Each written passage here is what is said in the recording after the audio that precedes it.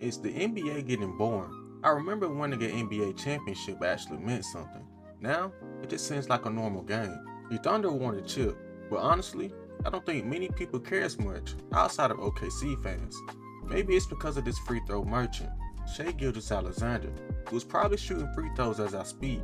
But I'm not here to talk about the current NBA. Let's go back to the year when not just the NBA was at its peak, but life in general. Throws it down again. Time here. KD across the timeline. Spots up.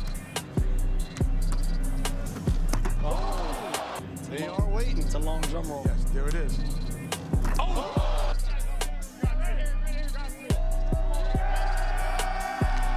Let's start this off with my favorite player of all time, the GOAT, Kobe freaking Bryant, also known as the Black Mamba. The Lakers were by no means championship contenders. They finished that season winning only 17 games, but they were a must-watch team.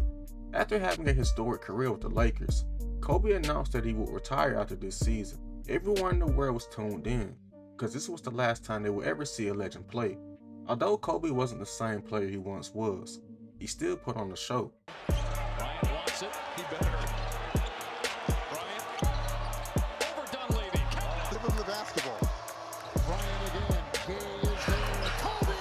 Julius Randle out front, giving it up to number 24. He and his old friend, Trevor Ariza, going head to head. Trevor. Butler. Kobe got the screen over Rose. He dropped 31 on Denver and Washington, 38, 5-5 on the Timberwolves, and in April, he turned it up a notch, dropping 34 against the Boston Celtics and 35 in Houston.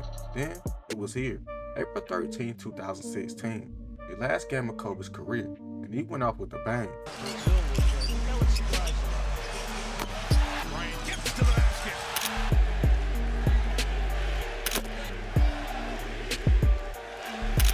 Bryant going to the basket. Final minute 30. Bryant from 14 has 53.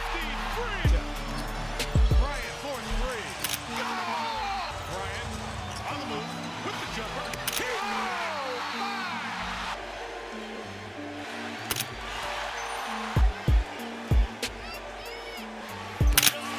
Kobe finished with 60 points and a 5-point victory over the Utah Jazz. But Kobe wasn't the only good part about this season. The West was absolutely stacked. The Spurs were the number 2 seed with a veteran squad, with a young Kawhi and LaMarcus Aldridge leading the way. KD and Westbrook were arguably the best duo in the league. They were both top 8 in scoring, with KD averaging 28 points per game and Westbrook with 23. James Harden was cooking your favorite defender. He had over 12 games with over 40 points, and he carried the Rockets on his back to the 8th seed. Meanwhile, DeMarcus Cousins was the best center in the league, and it wasn't even close. But there was a team that stood out more than the others, the Golden State Warriors. After winning the chip in 2015, they were looking to go back-to-back, and they were hungry. He should have won it. Curry pulls up from 30. Curry on the handle. Curry for three. Puts it in. Draymond talking about speeding. And Iguodala serving it up. The Warriors went on to win 24 straight games before losing to the Milwaukee Bucks. Despite suffering their first loss, they kept dominating. Curry and Klay were putting on a shooting masterclass on a nightly basis, showing the league why they were called the Splash Bros. The Warriors had a 48-4 record heading into the All-Star break. Steph and Klay showed why they were the best shooters in the NBA, while facing off in the three-point competition. Klay would end up winning the competition. Then, there was the greatest dunk contest we've ever seen. Aaron Gordon and Zach LaVine were the last two left. They were the highlight of this event. In that mascot. Oh, wait, let me see it. LaVine ended up taking the trophy, while most people think Aaron Gordon was robbed, but in the end, it was entertaining. That's all you can ask for. After the All-Star break, it seemed Curry had to remind people he's the greatest shooter the game has ever seen, but there was one game that showed how great he truly was. The Warriors faced off against OKC. This game was pretty much back and forth the whole time, with the two stars on both sides going off. The game would eventually go in overtime. Westbrook misses a mid-range. Iguodala gets it and gets the ball to Curry, and the rest is history. Timeout. Decide not to use it. Curry way downtown. Bang! Bang! Oh, what a shot from Curry!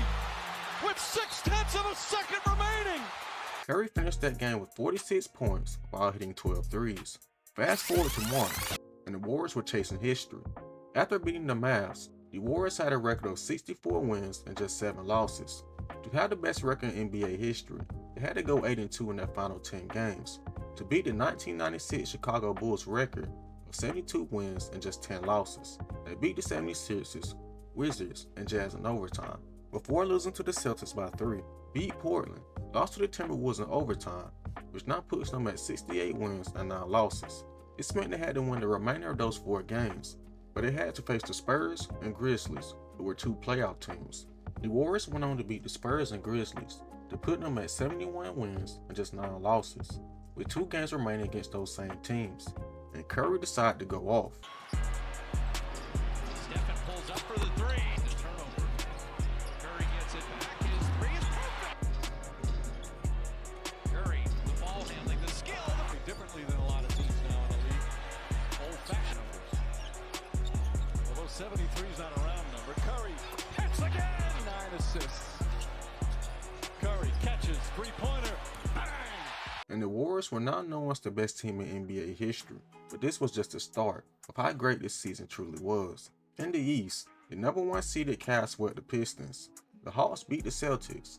The Hornets were up 3-2 against the Heat, but ended up choking. In round 2, Cleveland ended up sweeping the Hawks. The Kyle Lowry and DeMar DeRozan Raptors beat the Heat in 7. It was now the Cavs and Raptors in the conference finals. The Cavs won the first 2 games pretty easily, and it was looking like another sweep. But the Raptors won 2 straight, and it was now looking like a good series. Well, so we thought. The Cavs embarrassed the Raptors in the final 2 games, and it was over in 6, which meant the Cavs were heading back to the finals. In the West, the Warriors destroyed the Rockets in round 1. The Trailblazers ended Lob City's season. Westbrook and KD beat the old Mavs, and the Spurs swept the Grizzlies. In the second round, the Warriors handled the Trailblazers, even with Curry only playing in 2 games. The Spurs were up 2-1 versus OKC, but OKC pulled off 3 straight and won in 6. In the Western Conference Finals, it was Golden State versus OKC. OKC took game 1 with KD and Westbrook combining for 53 points. Golden State returned the favor in a blowout win, but OKC won 2 straight, and now the defending champs were on the ropes down 3-1. The Warriors made history and would end up winning 3 straight. It was now the Cavs versus the Warriors for the 2nd year in a row, a series that will be talked about for generations. The 73-9 Warriors were looking to cap off the greatest season in NBA history with a championship, and the Cavs were looking for their first championship in franchise history. In Game 1, LeBron and Kyrie struggled, but so did Golden State. The hero of Game 1 was the Warriors bench, as Sean Livingston dropped 20 to help them take Game 1. Game 2 was another poor offensive showing for the Cavs, as they only put up 77 points. The best player on the court was Draymond Green, who dropped 28-7-5, and the Warriors were up 2-0. The Cavs finally woke up in Game 3 and beat the Warriors by 30 without Kevin Love. Kyrie and LeBron combined for 62 points. In Game 4, Curry drops 38, and the Warriors are now up 3-1. And it seemed like they would complete the fairy tale of a season with a championship. I mean, no team in NBA history has ever come back from a 3-1 deficit in the finals. In Game 5, Kyrie and Bron both went off as they dropped 41 points each, and the Cavs were 1 game closer to making history.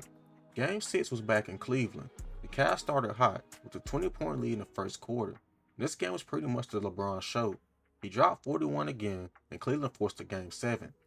The Warriors were just 1 game away from having the greatest season in NBA history, and the Cavs were looking to do the impossible by completing this historic comeback. Game 7 was close pretty much the whole time. Nobody on the Warriors showed up except for Draymond Green, who had 22 points in the first half, leading Golden State to a 7-point lead at halftime. The 2 teams kept going back and forth, and with around 2 minutes left, the score was tied 89-89. Kyrie misses a floater, and you know the rest. Rebound taken by Iguodala. Iguodala to Curry, back to Iguodala, up for the layup. Oh, blocked by James.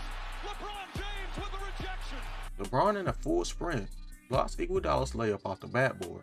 They're still tied with around a minute left, and it's Kyrie versus Steph. Kyrie hits the step back 3 on Curry in a moment you can only dream of, and Cleveland was up 3. Golden State was down 4, and it was up to Curry to bring him back, but he missed the shot, and it was over. Cleveland had won its first championship in franchise history, and completed the greatest comeback in a series we've ever seen. Out of all the NBA seasons, 2016 was definitely my favorite.